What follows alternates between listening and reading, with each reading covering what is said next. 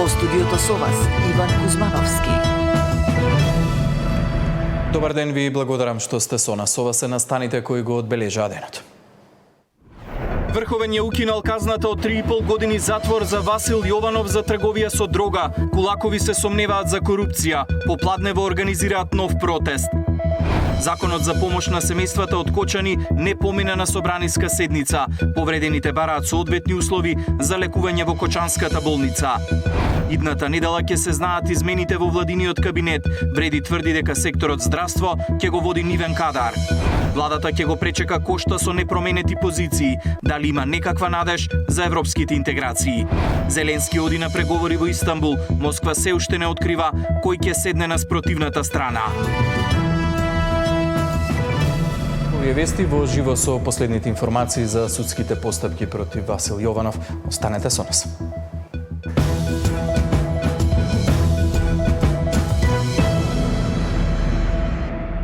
Врховниот суд пред една недела ја укинал затворската казна од 3,5 години која Васил Јованов ја добија од апелација за случајот поврзан со трговија на дрога.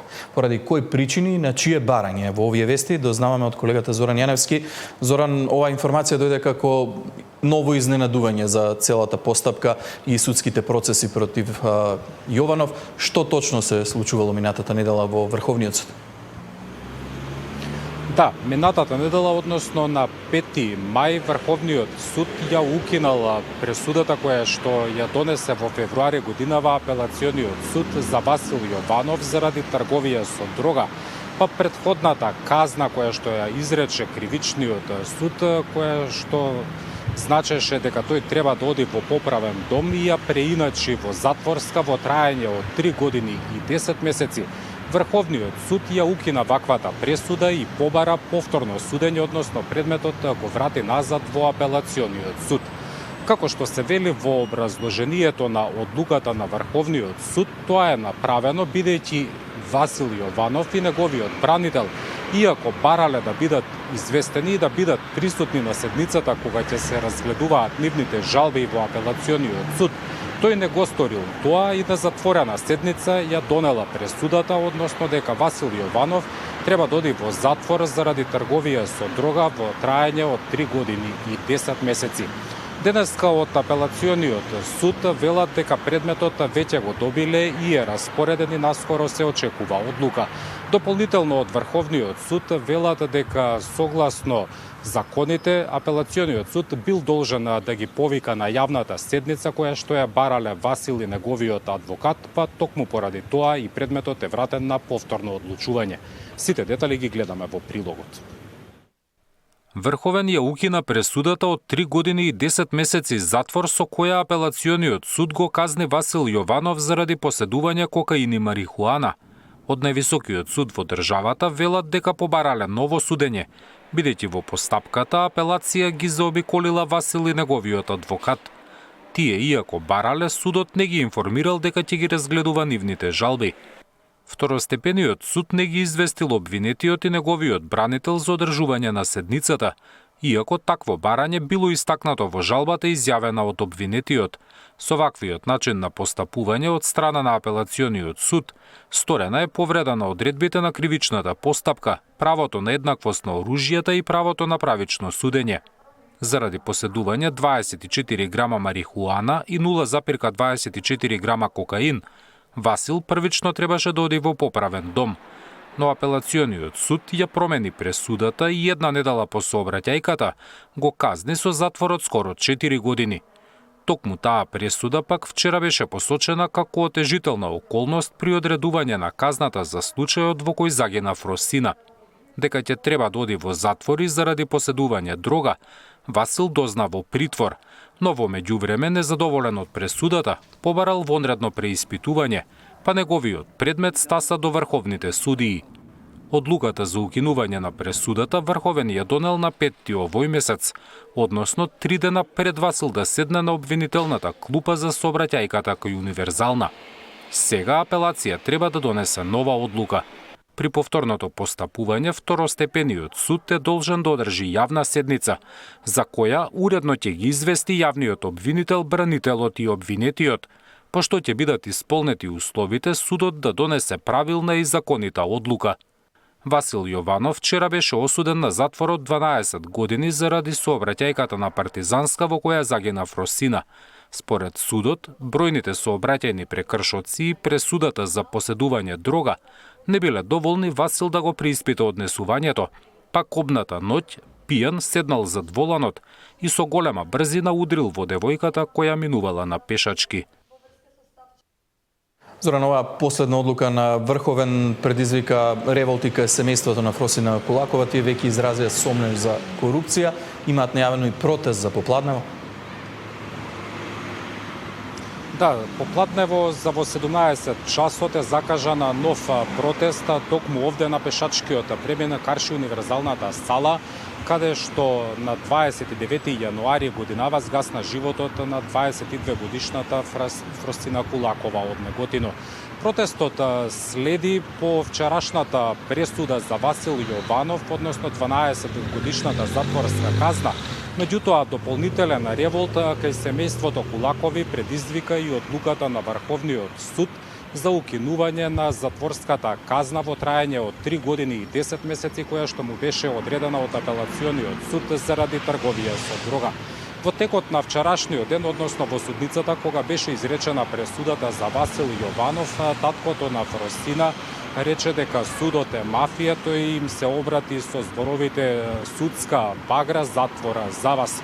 Како што кажав, за помалку од 1 час, токму овде на пешачкиот премин, каде што загина Фросина Кулакова, ќе се одржи нов протест во организација на семејството Кулакови, а според најавите протестниот марш е предвидено да заврши пред Скопскиот кривичен суд, каде што во текот на вчерашниот ден беше одредена затворска казна за Васил Јованов во траење од 12 години. Да, ќе го следиме протестот, деталите и пораките ќе ги имаме во Централниот дневник. Зоран Јаневски, благодарам за овие информации. Преку објава на социјалните мрежи од Сапорт Кочани алармираа дека во болницата во Кочани нема услови за третман на сите повредени од пожарот во дискотеката Пулс. Административните бариери се пречка да се стави во функција дури донираната хипербарична комара. Од Министерството за здравство предмалку испратија став во кој тврдат дека обезбедиле соодветен кадар и подобри услови за болницата во Кочани. Двајцата најтешко повредени, чии фотографии се објавени на социјалните мрежи, ќе се лекуваат на клиниката за пластична хирургија во Скопје. Отворени рани од изгореници по главите и делови од лицето е реалноста во Кочани по големата трагедија на 16 март. Застрашувачки фотографии од повредени кои со недели беа на лекување во странство. Објавија денеска од Сапорт Кочани како сериозен аларм до надлежните институции, дека дел од овие лица нема каде да добијат соодветна нега и рехабилитација во родниот град. Сметаме дека сериозноста на проблемот е многу голема и дека ќе треба долготраен процес во кој што ќе може да се санираат сите тие повреди. Во Кочани условите не се најдобри, но медицинскиот тим дава најголеми напори што може, за да може да го подобри здравјето на повредените. Најдобра санитација на повредите и на лозните ќе биде со компресивната облека, која што е доста скапа.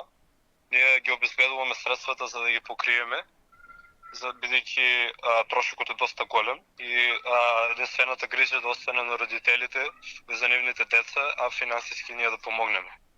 По апелот на организацијата која им помага на повредените и семејствата на загинатите, реагираше Министерството за здравство. Оттаму писмено одговорија дека двајцата повредени чии слики со изгореници беа објавени, ќе го продолжат лекувањето на клиниката за пластична хирургија. Здравствените власти тврдат дека во Кочанската болница има и услови и соодветен кадар, а пластични хирурзи повеќе пати во неделата одат во болницата. На одделот за хирургија во Кочанската болница има посебни сали каде се третираат пациентите со изгореници, меѓу кои за миење и превразување и тоалетата се врши навремено и соодветно, ни одговори од Министерството за здравство. Што се однесува до хипербарната комора која Кочанската болница ја доби како донација. Од МЗ вела дека ќе проработи по завршување на сертификацијата на кадарот што ќе работи на овој апарат. Во трагедијата 62 лица ги загубија животите, а околу 200 беа повредени. Повеќе од 100 беа испратени на лекување во странство, а повраќањето дома го продолжуваат за некои долгиот процес на рехабилитација. Сања Димитровска, Сител телевизија.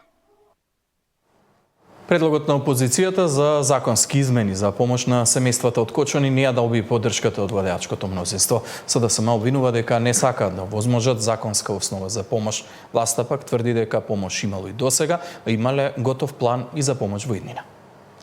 Предлог измените на СДСМ не добија зелено светло за помош и поддршка на настраданите од Кочани. Мнозинството одби да се најдат на дневниот ред, само 19 пратеници гласаа за. Од партијата ја обвинија власта дека не сака да овозможи законска основа за конкретна помош и поддршка на семејствата.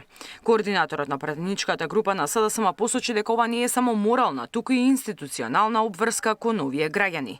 Според Спасовски, законот освен за Кочани се однесувал и на семејствата, чии блиски загинали или се повредиле во претходни слични трагедии. За нас, навистина, е чудно и неприфатливо како ВМРО ДПМН и владиното мнозинство одбиваат воопшто да се дискутира за предлог закон кој што е поднесен од Социјалдемократскиот сојуз и коалицијата, кој што овозможува секаква можна поддршка на семејствата на страданите од Кочани, но и на оние од другите трагедии.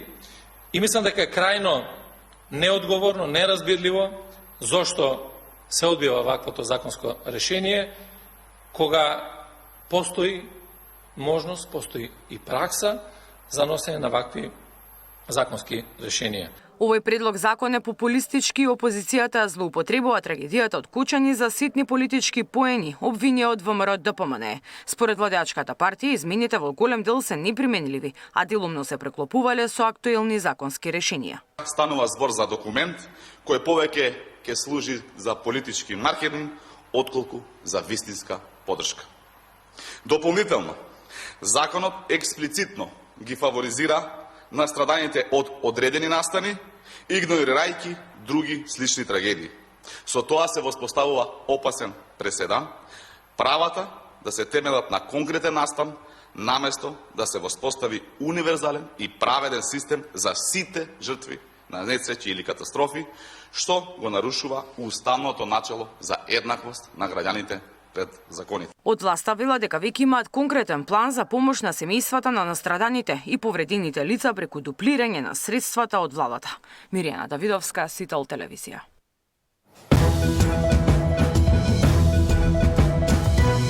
Дали судот дели право или правда? Погреши ли кривичен во пресудата за Васил Јованов?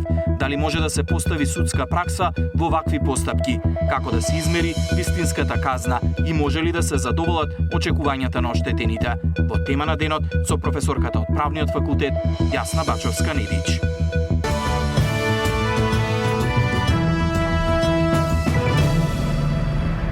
Идната недела ќе бидат познати промените во владиниот кабинет, уверува премиерот Мицковски, откако Таравари одлучи да замине од владеачката коалиција. Одвреди велат дека секторот здравство ќе го води нивен кадар. Според опозицијата, владеачката коалиција се распаѓа и го губи легитимитетот кај етничките албанци. Кој ќе седне на местото на Таравари во здравство, дали ќе има размена на ресори меѓу владините партнери, но и дали владеачкото мнозинство ќе остане на постојните пратенички места без петмината на алијанса, или пак некој од нив сепак ќе остане во јатото на власта заедно со нови пратеници од Европскиот фронт на ДУИ, ќе се знае дури наредната недела. Премиерот Мицковски не откри детали за тоа какви му се плановите за владиниот кабинет по заминувањето на алијанса, иако не е загрежен за стабилноста на владата. Членовите на извршниот комитет на партијата ме овластија да во периодот кој што следи добив практично дозвола, вака народски кажано, да номинираме нови имиња кои што ќе ги заменат имињата на оние кои што одлучија да одат во прегратките на Али Ахмети и на Демократската унија за интеграција, односно од партијата на господинот Арбен Таравари. Следната недела ќе има повеќе работи, појасни ќе бидат. Има ли нови разговори можеби со некои од партиите од Европски фронт да се приклучи на владата? Бидете трпеливи, во периодот што следи ќе има повеќе информации. Од ВМРО ДПМН прашуваат и со што е уцена Таравари, имајќи предвид дека тој дошол на власт со ветување дека ќе ја испрати ДУИ во опозиција. Без грижи во владината коалиција си албанските партнери вреди. Касами вели за сега нема нови разговори за размена на ресори, па по таа логика здравство останува кај нив. Меѓутоа пак најавува дека наскоро ќе биде предложен и нов закон за правична застапеност, што беше наведено од Таравари како критика на владата. Нема преговори во делот на владата за рокади и во моментот, се додека нема нова ситуација, сите позиции кои беа досега остануваат во влен. За секаква нова комбинација ќе бидете информирани согласно тоа што ќе биде како ситуација, како има. Па додека некој се грижи како да му олесни на кмети, ние кажуваме дека и потврдуваме дека владата е стабилна. Значи за кратко ќе го објавиме конечното решение на законот за правична застапеност. Од Алијанса па коментираат дека напуштањето на владеачката коалиција покажувало колку малку се корумпирани. Смирено сме фокусирани на нашата работа кон октомвриската победа и не сакаме со никакви навреди или псевдообвинувања да оптоваруваме ВМРО кое во моментов има доволно маки, соопштуваат од Алијансата на Таравари. И додека Таравари е прилично сигурен дека сите функционери што беа под него ќе му останат верни и во опозиција, вице-премиерот за добро владење Фетај вели дека не донел конечна одлука на чија страна ќе биде. За сега не можем да коментирам. Ништо? Ништо. Ни размислувања во која насока? Ништо, за сега ништо. Не би можеле да кажете ни останувам со Таравари, ни останувам во влада? Не можем да коментирам за сега. Од Дуј не го кријат задоволството што Таравари предизвикал пребирања во владата. Се надеваат на соработка. Ние сега функционираме како Европски фронт, така ќе функционираме и во иднина. За секоја можна соработка, тогаш ќе покаже времето кога ќе биде потребно. И од СДСМ го користат моментот за да обвинат дека владата се распаѓа. Излегувањето на Алијанса за албанците е првото официјално признание на владините партнери дека оваа влада не води никаде. Признание дека ВМРО ДПМН, ЗНАМ и Влен се коалиција од интерес. По еден месец тактизирање, Таравари предвадена донесе конечна одлука да ја напушти власта и да замине во опозиција, барајќи поддршка дури и од Дуј за локалните избори. Катерина Нешкова, Сител телевизија. Председателот на Европскиот совет Антонио Кошта утре доаѓа во Скопје. Според најавите од владата ќе го пречекаат со познати ставови за уставните измени. Од граѓанскиот сектор велат дека напредок во процесот е можен само кога за сите ќе важат еднакви услови. Мицковски и Кошта заедно ќе одат за Тирана, каде во петок е закажана средба на Европската политичка заедница. Брисел нема да донесе нови позитивни сигнали за Македонија, освен барањата за спроведување на уставните измени и почитување на подпишаните договори, вели првиот човек на Институтот за демократија во пресрет на посетата на председателот на Европскиот совет Кошта утре на Скопје. Смета дека европските институции може да направат исчекор во однос на македонските интеграции, а разговорите треба да продолжат на објективна основа. За сега мислам дека ќе се инсистира на старите пораки, да ги направиме уставните измени, па понатаму ќе видиме. Меѓутоа, ние многу добро знаеме што следува понатаму, бидејќи досега нашето искуство е многу горко со начинот на кој што функционира Европската унија. Мора самата унија за себе и за нас да направи исчекор и сериозно размисли како да го подобри се тоа. Начин има, меѓутоа моментално енергијата и фокусот е на други теми. Украина, економската криза, царините, безбедносни прашања и слично, така што во скоро време не очекувам дека некако поместување би имало на таа тема. Трошановски смета дека успешен процес на проширување е можен само ако се одвива врз европски стандарди без билатерални прашања. Комисијата мора и Советот да работат во иднина билатералните прашања да не бидат дел од преговарачкиот процес, нешто што експлицитно беше кажано за Украина на неколку наврати, но во нашиот случај нели се инсистира дека договорите мора да се почитуваат. Во суштина и да го направиме овој исчекор, следната блокада е многу известна доколку внатре не се променат некои нешта кои што не секогаш зависат од Бугарија, бидејќи станува збор за европско, а не за бугарско прашање веќе. И согласно тоа, Унијата мора да се погрижи, ако сака процесот на проширање да е успешен, целиот тој да се одвива во основа на европски стандарди. Во спротивно ќе има блокада на сите страни. Македонската влада утре ќе го пречека Кошта со старите ставови за уставните измени, без да изнесат очекување од средбата, изразуваат надеж дека повеќе ќе се зборува за решенија отколку за проблеми. На покана на Кошта, Мицкоски ќе го придружува на неговиот лет од Скопје до Тирана, каде е предвидена вечера за лидерите на Западен Балкан, а в петок имаат состанок на Европската политичка заедница. Турнијата низ регионот Кошта ја стартуваше со средби во Белград и Сараево, а денеска е во Подгорица и Приштина. Ивана Соколовиќ, Најдова, Сител телевизија. Министерството за правда на ИНР го објави предлог законското решение за судски совет, кое се базира на препораките на оценската мисија од Европската унија. Меѓу клучните новини е утврдување на постапката за разрешување, на што наведуваат од Министерството, во никој случај не би смеела да се одвива со исклучена јавност. Треба да се поведе од најмалку 4 члена, а да се изгласа од најмалку 8. Кој и како може да го разреши председателот на судскиот совет? Ова прашање досега не беше јасно прецизирано во законот, што се покажа како проблем, кога мнозинството членови на советот ја разрешија Весна Дамева од председателската функција, а подоцна судот оцени дека таквата одлука била незаконска. Сега Министерството за правда предлага ново законско решение кое треба да стави ред во оваа постапка, а за разрешување на председателот на судски ќе бидат потребни 8 гласа од членовите. Според предлогот би требало да се избегнат идни правни недоречености околу легитимноста на ваквите одлуки. Се предвидува јавност во постапката и таа не смее да биде исклучена во ниеден случај. Постапката за разрешување од функцијата председател или заменик председател се поведува од најмалку 4 члена, а одлуката за разрешување се носи со најмалку 8 гласа. Против одлуката за разрешување на председателот, односно заменик председателот, дозволено е право на тужба до Управниот суд, соопшти од Министерството за правда. Според новиот закон за судски, конечно ќе се регулира и терминот истакнат правник, односно јасно ќе бидат прецизирани критериумите за членовите на советот кои ги бира собранието. Да биде дипломиран правник со најмалку 15 години работно искуство, со положен правосуден испит или универзитетски професори со стаж од најмалку 7 години.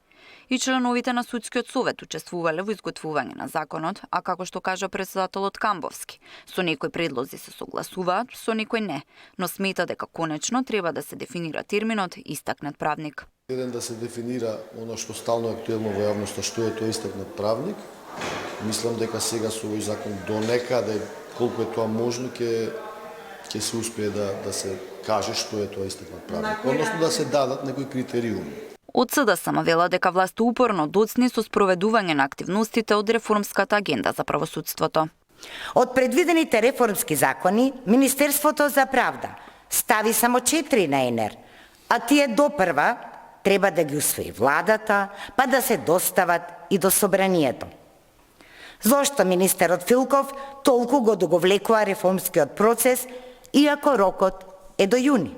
Министерот за правда тврди дека ќе се испочитуваат роковите од реформската агенда, обвинувањата на СДСМ смета дека се целосно неточни. Опозицијската партија вели е последна која има право да зборува за реформи во правосудството. Дел од законите веќе се на ИНР во фаза на јавна консултација. Во план и подготовка се уште 13 закони. Тамара Дичевска, Сител телевизија. До крајот на неделата ВМРО-ДПМН ќе донесе одлука кој од тројцата познати кандидати ќе го поддржи за нов гувернер на Народната банка, а во понеделник предлогот ќе биде доставен во собрание. Премиерот Мицкоски не го открива својот фаворит за гувернер на Народната банка, но поддршка од ВМРО-ДПМН ќе добие кандидатот чиј приоритет ќе биде бранењето на фиксниот курс на денарот.